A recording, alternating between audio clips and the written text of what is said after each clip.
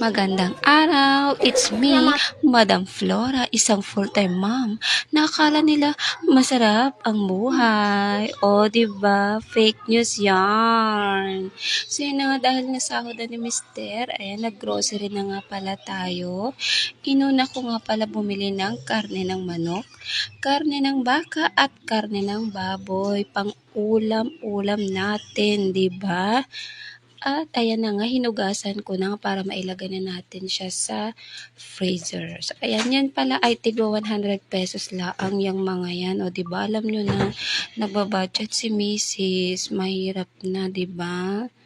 So, ayan nga guys, bumili na nga rin pala ako ng mga gatas, pansit canton, mga tinapay ng mga bata, ayan, stocks ng mga bata, kape, at syempre, at delata. Ayan, may tinapay. Ay, yan. Huwag nating kalimutan yan. Message, importante yan. Mahirap na. Ang hirap ng buhay ngayon, di ba? Tapos magpapajontes ka na naman. Hay, nako.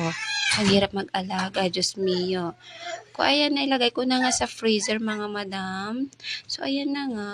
O, di ba? Makakapagpahinga na ako after ko mailigpit lahat ng ito. So, ayan, maitlog pa at tinapa. Alam nyo na. Bye!